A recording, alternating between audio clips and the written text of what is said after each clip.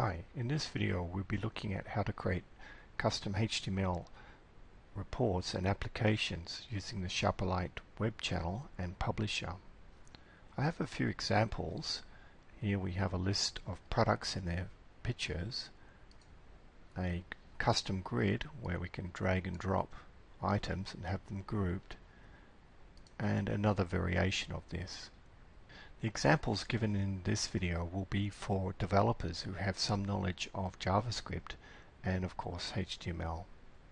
Let's start the process by going to Publisher and starting a new report, because we need to understand how Sharperlight delivers data to the HTML content. You can see here that Publisher has organized the content into its various media types, so when we create a data set, which is a query, we can render that as a table, as a page design, which is similar to Crystal Reports or Microsoft Reporting Services, where you can design the layout, and of course you can render the data as a chart, a pivot table. You can even render it in Silverlight as an RSS feed, and also publish Excel content as well. This video will be covering the scenario where the default layout is not quite what you're after and take full control over the delivered content. Let's start off a simple report, and I'm just going to use System and do a report over the published queries that are already in the system. So I'm going to choose one particular group of the reports. That's my filter area, and I'm going to output some columns. So the report code and the title. And if I preview the data, there we have a nice little data set. Now let's have a look at this report in the web channel. So I'm just going to copy the URL link, paste it into the browser. You can see up the top here that it has filter parameters for the group, and of course when we submit it, the report's displayed. Very simple. What I'd like to explain is how these filter values modify the data set that's returned. You can see up the top here we have a URL address, and if I was to type in FLT, which is short for filter, and then group equals X, and the to group, so FLT group underscore 2 equals Y, and hit enter, you can see now the group filter has been seeded with X and Y, and now I get a subset of the data. Now what if I wanted to get just the data instead of rendering this as HTML? What in that scenario, we come up to the URL address and we change report to data source. And if I just go to the end of that URL, I can then specify the format in which I want the data. So dfmt equals JSON array. So if I hit enter now, you can see that it's downloaded a data set, and if we display that, you can see it's a JSON array. And the JSON array has F1 and F2 for the first and second column. If I go back to the URL and submit it with some additional parameters, this time specifying that I'd like to have the column names from the report, you can see that now the JSON array is using the names that I defined in the report. Let's have a look at the report again, and you can see that the filter has a name. That's the @ symbol on the side here. And this is what has been parameterized on the URL address. And here are the names of the outputs, and that's what I've currently got in the JSON array. So by simply creating the right URL address, you can pull back JSON arrays, which is probably the most convenient way to consume the data in HTML. So before we go into creating a HTML page from scratch, let's just have a look at some of the more simpler options so that we can take a report and just add a few bits of HTML where required. I'm going to add an expression here, and if if I do a search in the list for button, you can see that I've got a template for adding a JavaScript enabled button. So if I just double click on that, you can see that there's a bit of HTML, and when we click the button, it's going to run this JavaScript here. Let's have a look, see what this looks like. So I'm just going to say yes to that and apply the report and have a look at it in the web again. You can see now there's a HTML button, and if I click it, the JavaScript is run.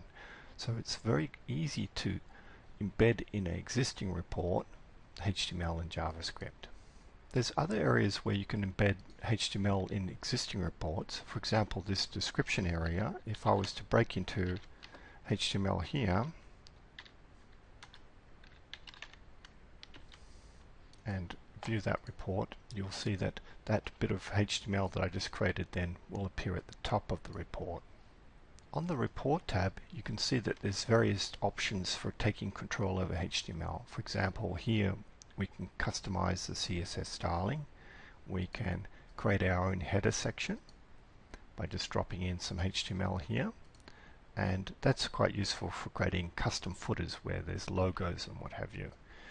There are some templates under reference. So if I had a look here under publisher, you can see there's a template for creating a custom HTML header. Then we've got footer, and we can also override the colors as well. For this exercise, we'll be looking at custom HTML. For this example, I'm assuming that we've got a folder that's been shared with the Sharperlight Web Channel service, and I can also access that shared folder. And in that folder, I have a number of HTML files. For this example, I've used the Kendo example libraries. So if I just go into this folder here, you can see there's a number of examples, and I go down deeper, and there's examples for different types of controls like grid controls, charts, date pickers, and the first example I'd like to use is the list view. So let's have a look at the example they have here. I'm just going to double click on the index file, and you can see that they've got pictures and prices and what have you. What I'd like to do is modify this example so that it goes to the dataset that we define and displays the pictures that we have in our own system. If I have a look at the source on this by right-clicking and selecting View Source, you can see that they have their own libraries, and they're using a library called the Telerex Kendo library, and of course jQuery. And down here they have a call that's going off and getting the data. So they're saying get the data source from this URL address. And if we were just to have a look at that URL address, we'll see what format it's in. So I'm just going to paste that in to the URL and have a look at the format. Now this is a JSON array, and you can see it's using a callback, which is JSONP, and they've got columns called product ID, product name, unit price, unit in cost, discontinued, etc. Now what we need to do is use Sharperlight to create the same sort of data set and give that data set to this page, and we should see our own data displayed. So that'll be the first step. So in Publisher, select New and start editing the query. You can see the JSON array that that particular example was expecting, a product ID, product named, etc. So I've skipped ahead here. I've used AdventureWorks, which has a table called products, which pretty well marries up with what I require. So you can see I brought out the product ID, the name, the list price, and also I've been able to get some photos of the actual products.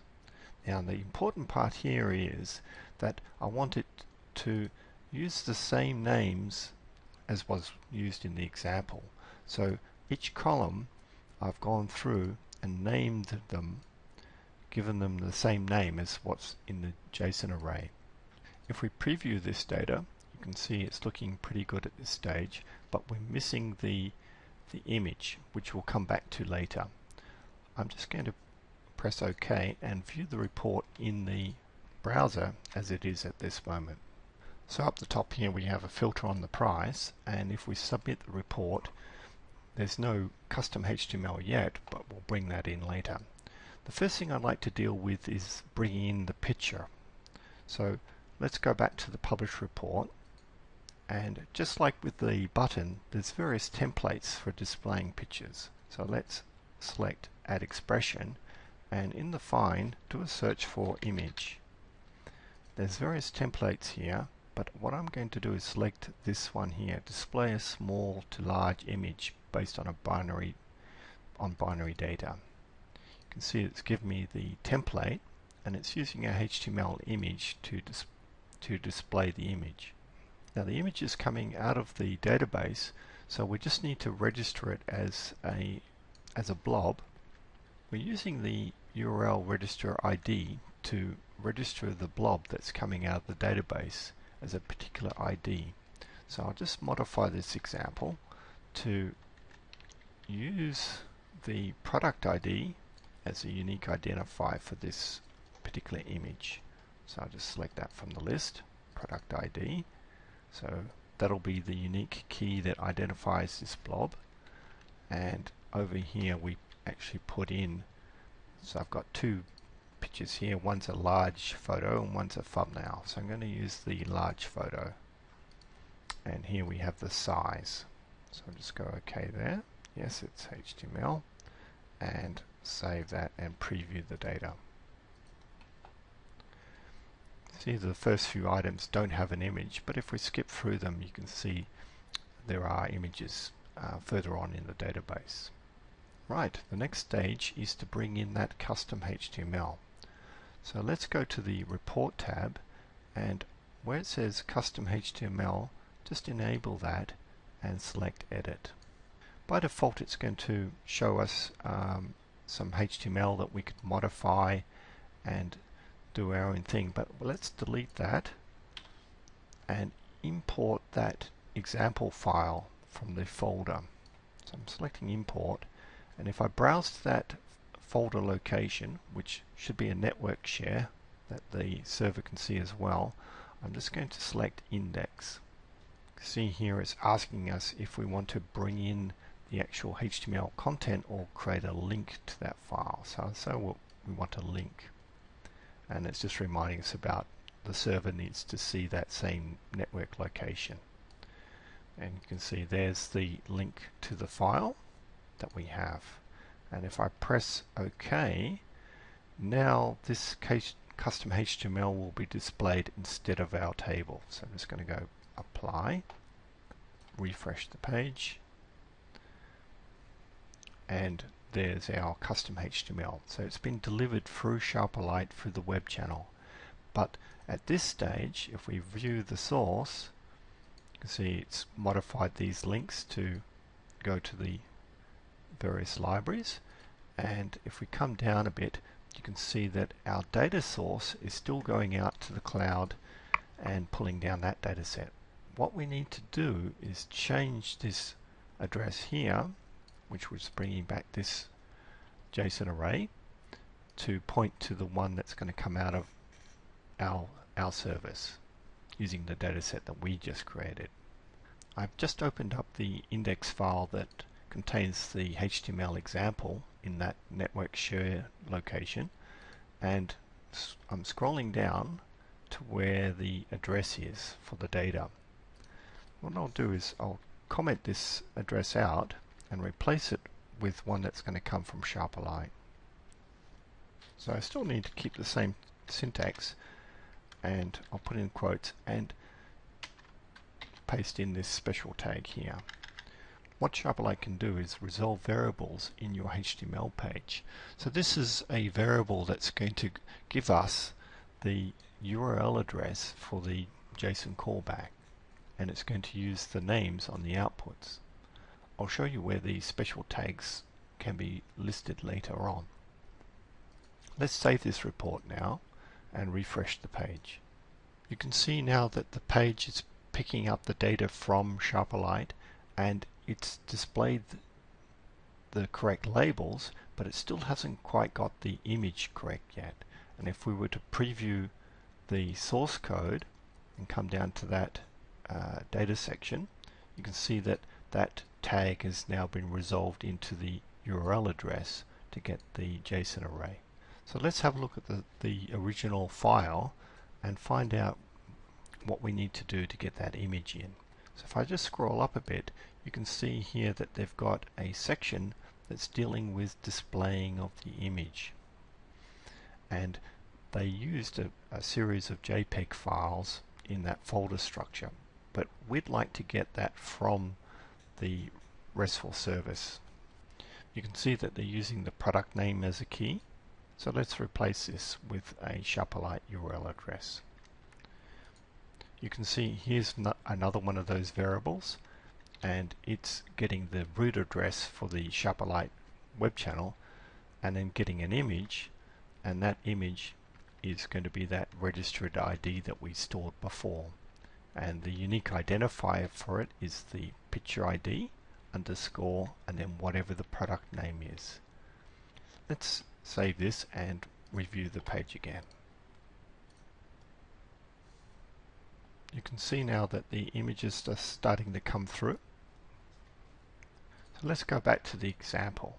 So what I've done is modified the URL address to point to the Sharperlight URL address, and I've also modified this link here to go to Sharperlight to get the images.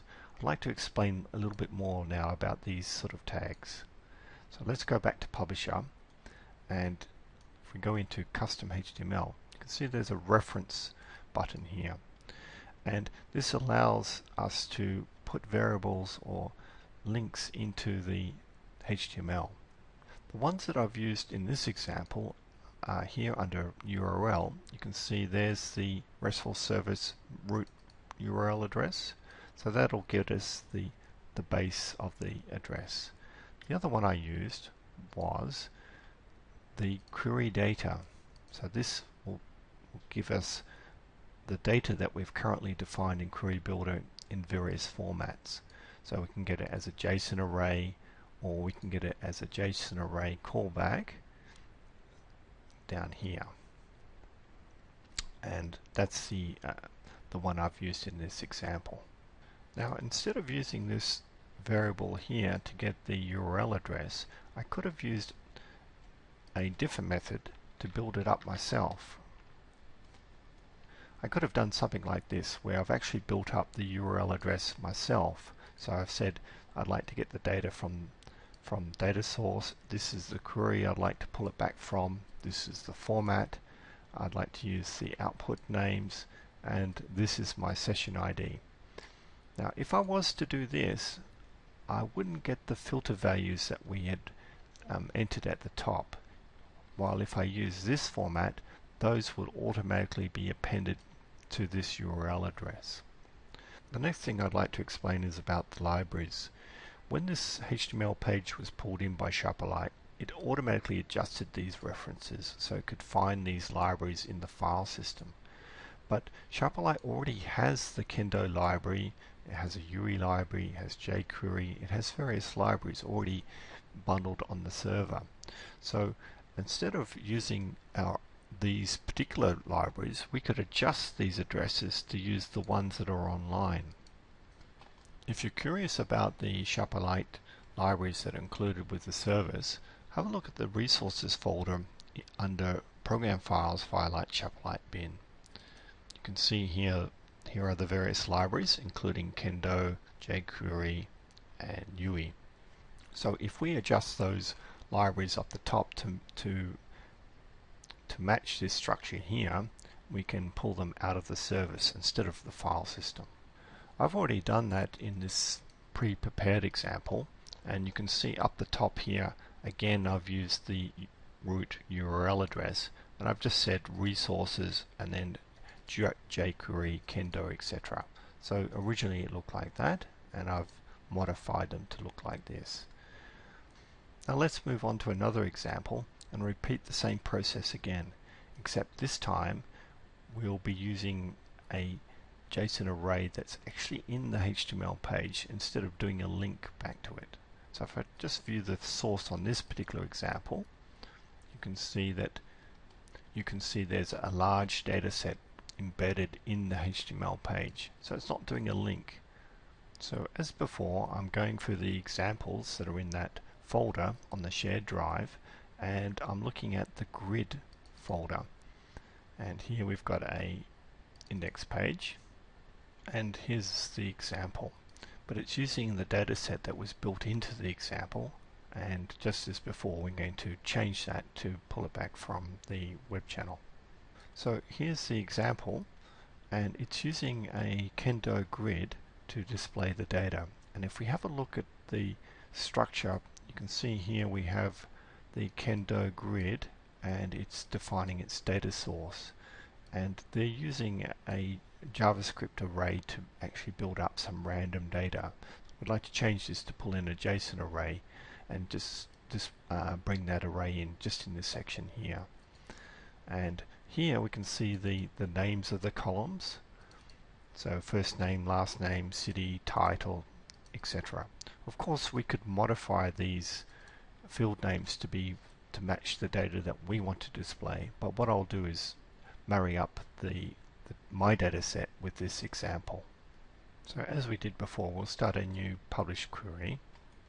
Now I found a data set in this AdventureWorks database, and it's called employees, and it has a first name, last name, title, so it pretty well matches this example that we're after. And for the age, I just created a expression and did a search on age, and I found a template that would calculate the age based on the date. Let's preview the data, and that looks pretty good. So let's go back and now bring in the custom HTML. So custom HTML, enable, and just delete this current content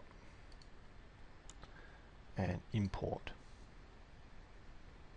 This time we'll choose a different file from the grid section and index. Create the link, yes, and there's our link to that file that's in the system. Of course, we can edit that outside of Publisher, and Publisher will just pick up the changes as we go along. So let's press OK now, apply, and copy the link to the report and paste it into the browser. So there's our filters. So we've got our last name filter up the top here, and if we submit the report, the data is not currently picking it up from the Sharperlight Web Channel. It's still going to that random data set. So let's change that behavior now. So we're going back to the file, and we're going to come up to this section here where it says data source. Now from that reference list, this is the tag that I'm after, so I'm just going to replace create random data with this tag here, which is data JSON array, and we're using the names on the output columns. Now in the previous example we used JSONP and URL address, but in this example we'd like to actually embed the JSON array directly into the HTML page. So I'm going to save that and refresh the page, and this time we should see different data appear in the grid. There are different names now, and just to prove that, what we'll do is we'll do a search for all names that begin with R and R to Z. So if we submit that, you can see here that the last name is W and R and S, and if I change that filter here, we should see A to B, and there's a different list. And as before, we can view the source, and if I scroll down, there's that JSON array that's actually embedded in the HTML page. Now for the third example, let's produce this grid here where we can drag and drop columns and reorganize the data. This example will be different from the first two because it won't be using a file in the file system to do a link. It'll actually be copied and pasted from one of the examples on the web using this grid control. Now, because I know that Sharperlight has the Kendo Telex library built in, I can do a search for some of their examples online. And here we've got an example for the grid and basic usage, and we can drag and drop these columns around and reorganize the data. And below they have the actual example source code for that particular grid.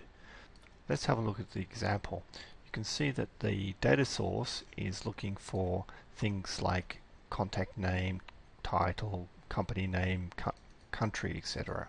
We could change that to fit whatever data requirements we have, but I'd like to create a data set that just implements this example as it is. So let's copy the contents and we'll start a new publish query again. So I've gone ahead and created the query now, and just as before I've been very careful to make sure that I've given each output a name, and not the description but the actual name, and I've even manufactured things like the company and country code for the time being. And if we preview the data, it looks just like the sample requires. So I'll go OK there, and now I'll come across to the report and custom HTML. Now normally I'd import a file into here, but what I'm going to do is delete that and paste in that example we got from the web. So there's our column names that we're after, and if we go up to the data source section, you can see it's taking a type OData and reading this URL address to get the customer list. So we need to change this to be very similar to what we've done in the other examples. In fact, the first example where we got a JSON callback array. So here's the first example where we said data source equals and then transport read, and then we gave it a URL address, and then we said that the data type was a JSONP format. This sort of JavaScript syntax will be different depending on the libraries you use. So let's replace this data source section to be a JSON array, and you can see I'm using the tag data JSON usernames. So let's save this and have a look at the web page now. So as before, I'll copy the URL address and paste it into the browser. So there's our filters up the top, and this data is definitely coming out of our web channel. So if I have a look at the source again and scroll down, you can see there's the data source and there's our data embedded in the HTML page. If I was to filter the criteria, this data set would get smaller depending on the range I selected. The next thing I need to do is have a look at these libraries.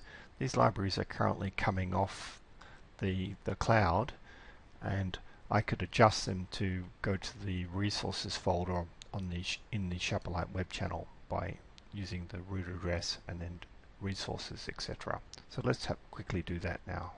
Come back to the report and just expand that window, and here's the library section. I'm just going to replace that with a template I created earlier. So you can see it's got the same library names, but it's going to the root address from the web channel. And if I preview the data after adjusting those libraries, it's still working. So from these examples you can see that I can jump into custom HTML in the base reports, or I can take control over the whole web page and still have the parameterized data coming into my custom HTML. In the examples I've just read data, but it's also possible to write back data. For a better technical overview of what's possible as far as working with the RESTful service, have a look at the main index page. So this is the main index page, and over here you can see there's a tab called Service Help. Now this gives you the various parameters and nouns that are used in the RESTful service. The ones that I've been using in these examples are mostly around this one here called Data Source, and you can see there are the parameters to specify how you would like the data formatted, for example as a JSON array or as a JSON callback array. For the parameters, have a look at the report section, and you can see here there's various parameters to change the way the report behaves, but there's one called FLT, and that allows you to parameterize the data sets. So that's quite an important concept to understand as well. If you're interested in posting back data from your custom HTML page back into the service, of course you'll need to create a data model or a custom table that allows write back to a particular table. And from the list here, you'd be interested in entry form post, and entry form simple update. Let's have a look at the simple update, and it gives you an example where you can, by just using the right URL address, you can update data in the back end. And the other version, of course, is a post. So here we've got a post example, and the data can also be encrypted when it's posted as well. Generally, writebacks would be using a AJAX call. There are a lot of other features that I haven't discussed in this video, but I'm sure there'll be others to follow. So hopefully that'll give you a general idea of how you can create your own HTML content using the Sharperlight publisher and the web channel.